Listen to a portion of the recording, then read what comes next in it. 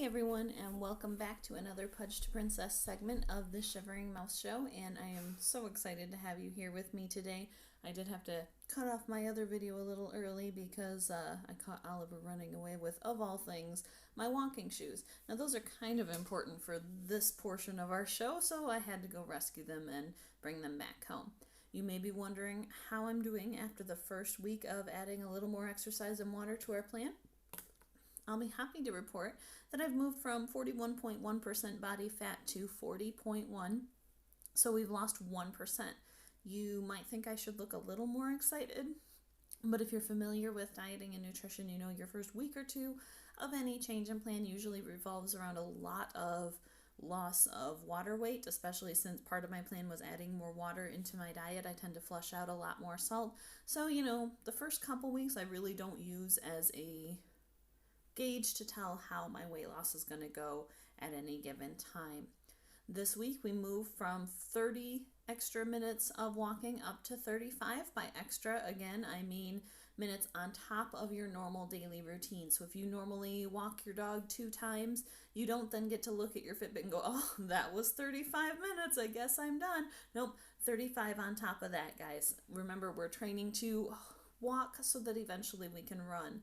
If anybody out there is kind of like me, kind of a bigger girl, and you want to get healthy again, want to go back to feeling comfortable in your own skin, again, I encourage you to do this with me every day. I am not a doctor or a licensed nutritionist or anything like that. I used to be a nurse's assistant and a kind of advanced nurse's aide. I definitely have studied this a lot, done a lot of research. I'm trying to do this in a way that will make my body adjust in a healthful way rather than leaping right into like a couch to 5K. I looked at my own body weight and said, that's probably not realistic to throw myself into a situation where I'm going to be going from being really obese to running all out every day. If I do that, I'm going to injure my knees, and there are some members of my family that already have bad knees, so I know that that's something that I may be susceptible to, so I want to work myself into this gradually. So we're going to walk before we run, and that means that this week we're going to be moving to 35 minutes instead of 30. This is going to be on top of walking my dogs, hauling firewood, my daily yoga, that kind of thing. So we're just going to amp things up a little bit more. We're going to do this nice and gradual. So if you're out there, changing your body composition with me, 35 minutes a day this week. And I do have to say, my last week's results were a little skewed. I did have kind of a camping hiking trip up in Copper Harbor. That's where it was. Up in Copper Harbor. Boy, if I only had a brain.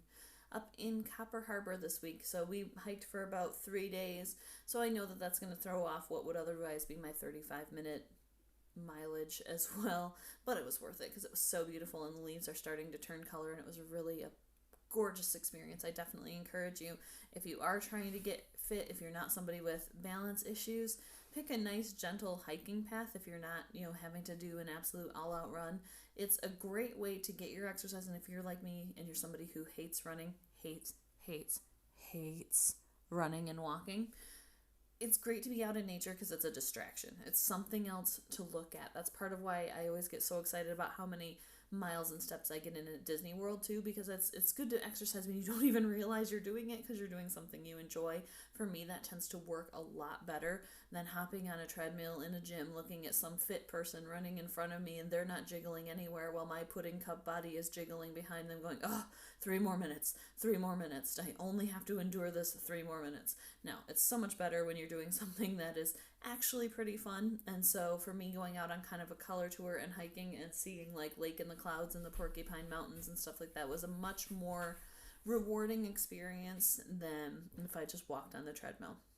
So that was a lot of fun. I really enjoyed it, and I know it threw off my numbers for the week, but again, your first 2 weeks of any diet are kind of a shot anyway, because they're going to be really different from what your regular pattern is going to be when you get into a normal routine. Oliver, stop that. You can hear him using his big voice. I don't like that.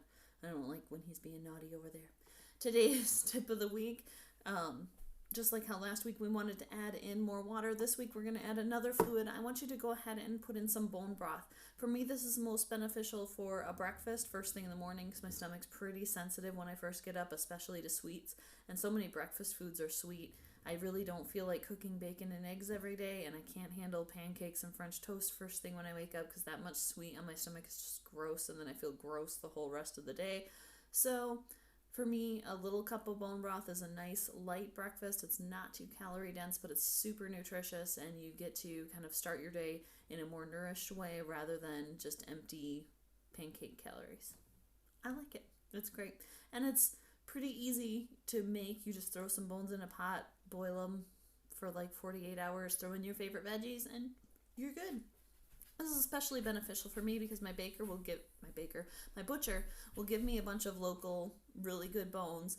I boil them up, and then I have them left over. I give them to the puppies, who are both kind of in a chewy, teethy stage right now. As I mentioned, had to rescue my shoes earlier.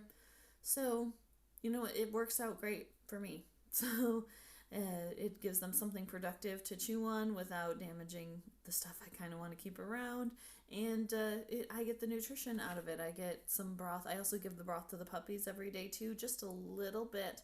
I try not to boil it with too many onions because I know onions aren't great for dogs, and I don't really like onions that much anyway.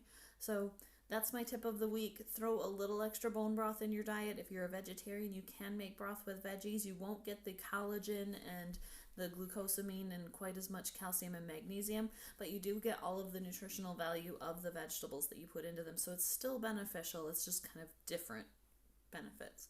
But yeah, it's good for your skin, good for your muscles because it is a really nice, easy to digest protein, and it's great for your hair and nails. So, it's good to kind of heal and seal your gut, they say too. So if you're out there taking probiotics, bone broth can be a great supplement to that kind of health plan as well, to kind of heal your stomach and intestines. So let me know how this week goes for you guys. I would be so excited if somebody out there is doing this with me and just kind of trying to get healthy along with me.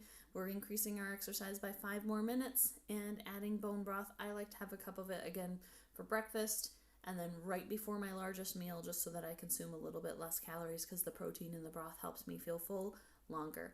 I'll look forward to talking to you next week to check in and give you my next body fat percentage measurement. And I do kind of like doing this a lot better than just straight up giving you weight because it feels a little bit less of a kind of an odd number to use, because again, weight is very different for somebody who's 5'2" than somebody who's 6'2". So body fat percent is a little more universal, and I like using that a little better. And thank you for tuning in. I'll look forward to seeing you next week.